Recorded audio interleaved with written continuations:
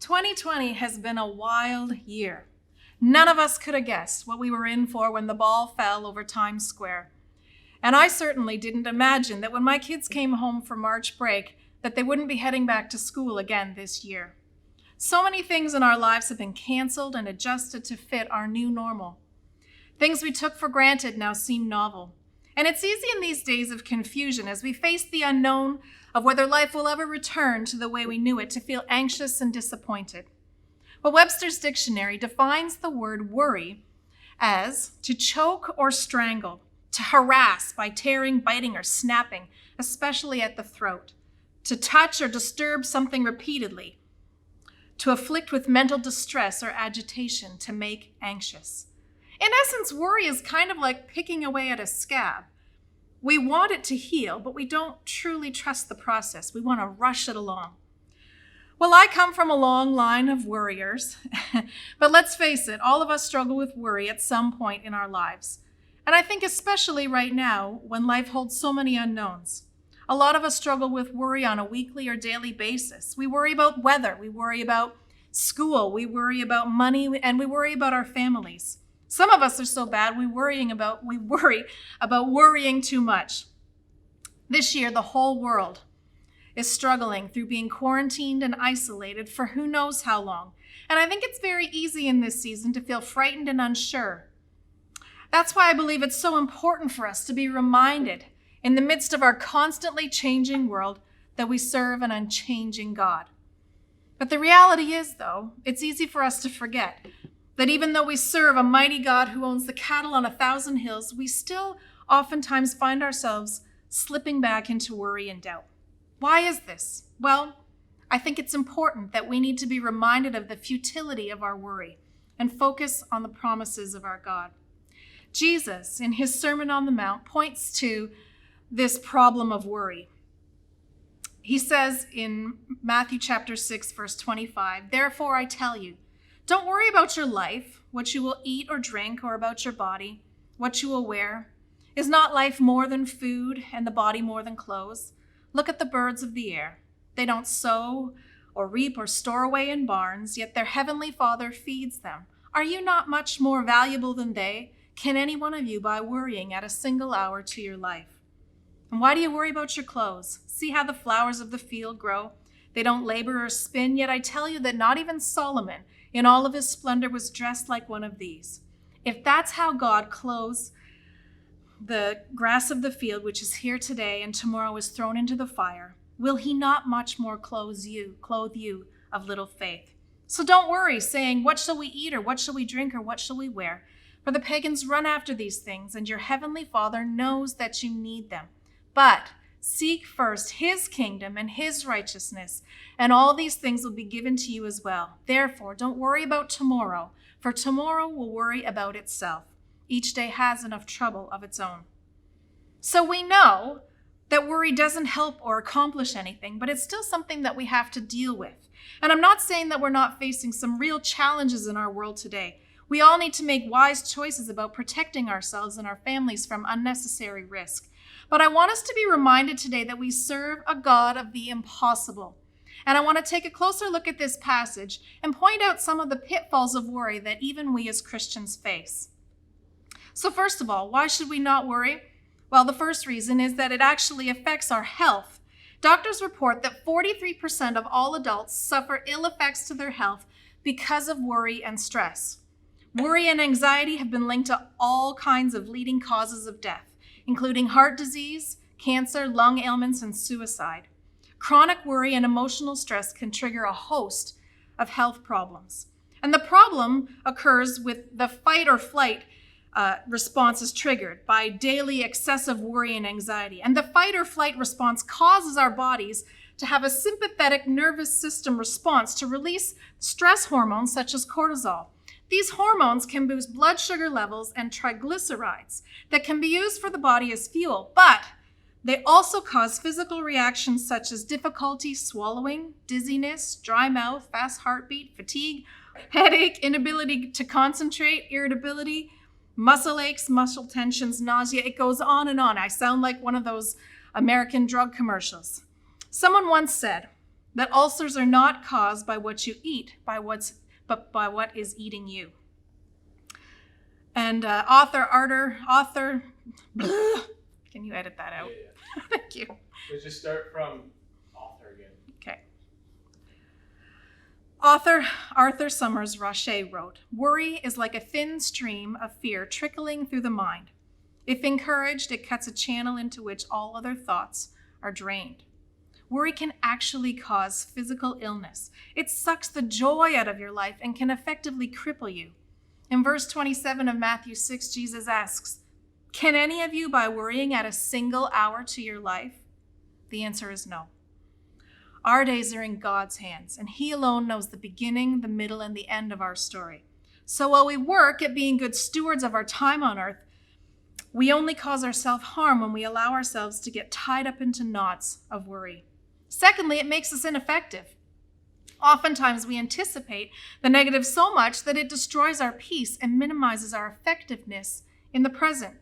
Worry tends to shrivel us up and make us ineffective. It effectively ties us into knots. Corrie ten Boom wrote, "Worrying is carrying tomorrow's load with today's strength, carrying 2 days at once. It's moving into tomorrow ahead of time. Worrying doesn't empty tomorrow of its sorrow. It empties today of its strength." When you're consumed with worry, you effectively become ineffective. And that's why Jesus said, "Don't worry about tomorrow, for tomorrow will worry about itself. Each day has enough trouble of its own." Rather, when we're faced with a struggle, we are told to seek first His kingdom and His righteousness. And I think if we're truly seeking His kingdom, then we have to trust His plans will have His power and His provision. When we worry, it's kind of like we're a car that's stuck in the mud.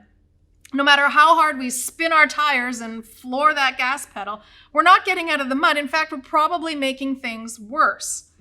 But when we seek His kingdom and His righteousness first, it's like we're hitching onto His strength and He's pulling us through. On my own, I can make a real mess. But if I'm following His plan and His strength, I'm much more effective.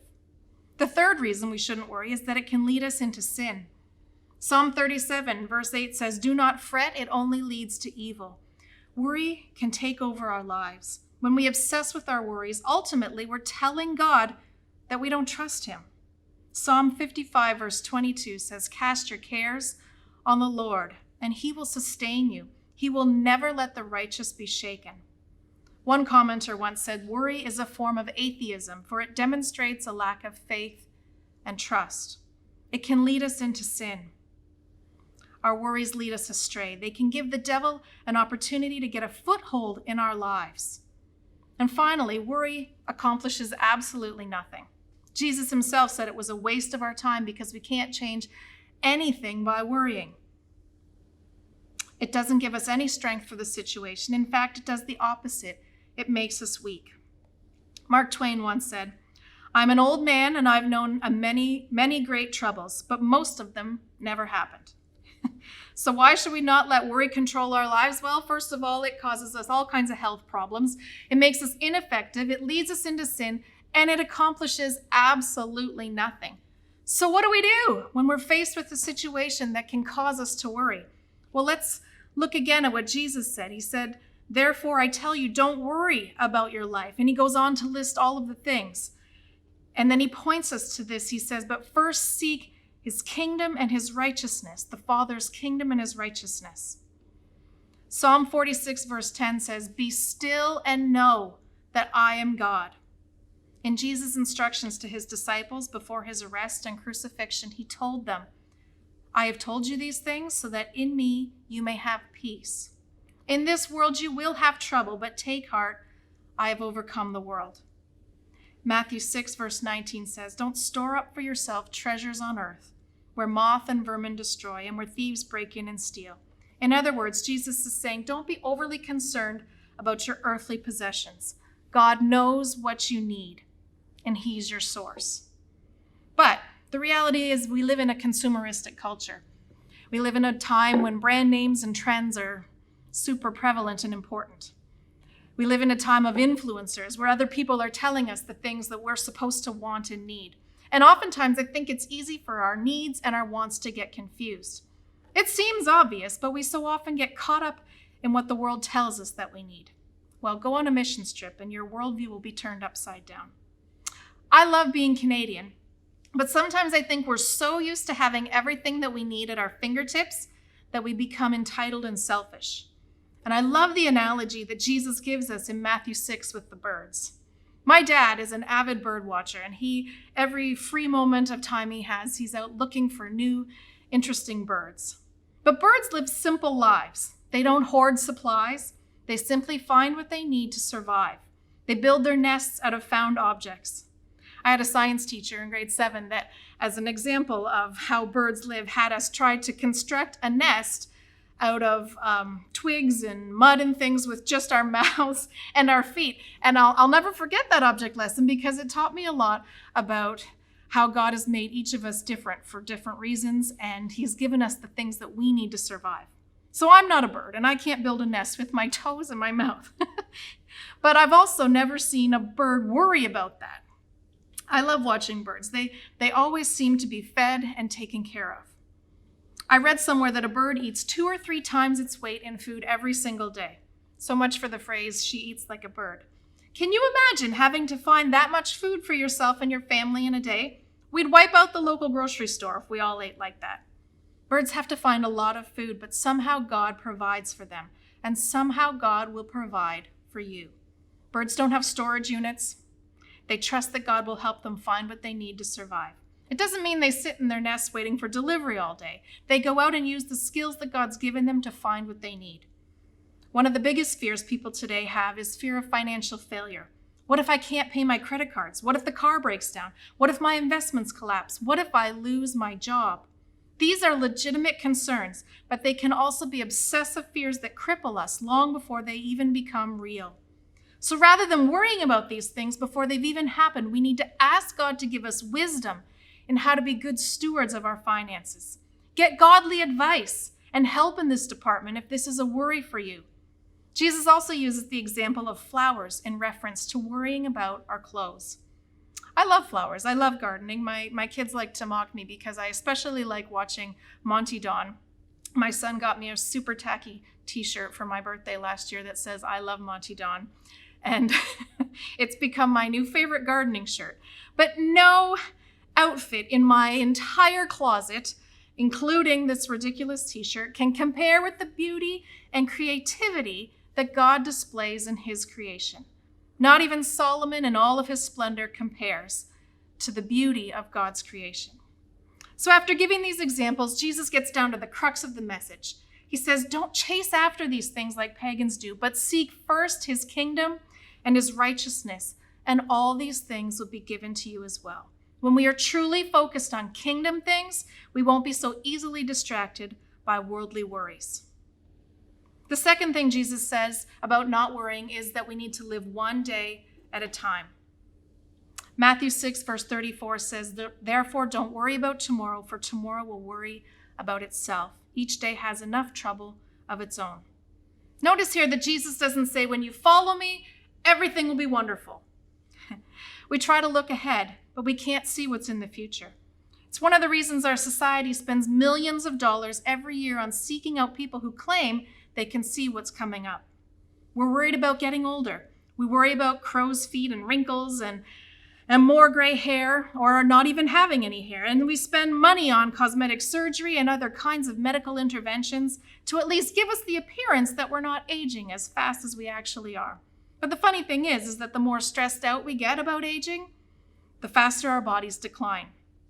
The reality is that we live in a fallen world. The ravages of sin affect the environment around us. There will always be storms. There will always be diseases and cancer. And yes, you may even lose your job. People will disappoint you and even be disrespectful to you. But worrying about tomorrow only takes away the energy that you need to live today. So don't waste your time and vitality fretting about tomorrow when you've got enough stuff to handle right now. Here's the reality. A lot of stuff that you're worried about will probably never happen. And nothing that happens to you will be a surprise to God. His purposes and his plans might not look the way that you would have planned, but he sees the whole picture. Sometimes the hard days and the difficult decisions are building faith and character in you. God knows what you need. He will provide. Trust him. Paul puts it this way in Philippians 4:19. And my God will meet all your needs according to the riches of his glory in Christ Jesus. Live by his promise. God will provide. We serve a God who spoke the universe into existence and who showed his love for us on the cross of Calvary. His power over sin and death when he rose from the grave. Don't you think he can handle your worries? Matthew 11 says, "Come to me, all you who are weary and burdened, and I will give you rest. Take my yoke upon you and learn from me, for I am gentle and humble in heart, and you will find rest for your souls. For my yoke is easy and my burden is light." Rick Warren once wrote, "The more you pray, the less you'll panic. The more you worship, the less you'll worry. You'll feel more patient and less pressured." I find that to be so true in my life. If I'm facing a moment where it's so easy to slip into worry and concern, what I need to do is to take a moment to worship. Philippians 4 verse 6 says, "Do not be anxious about anything, but in every situation by prayer and petition with thanksgiving, present your requests to God." Maybe it's just me today. Maybe I need to be reminded to cast my cares upon him, to fix my eyes on his face and remember that I am his. My family is his. My home is his. My today is his. And my future is his. Lord, please forgive my lack of faith. We have to cast off worry because it's bad for our health. It causes us to sin. It accomplishes nothing. And we must trust that the one who provides for the birds and decorates his creation with flowers has everything under control. We must live one day at a time and trust that he knows what we need.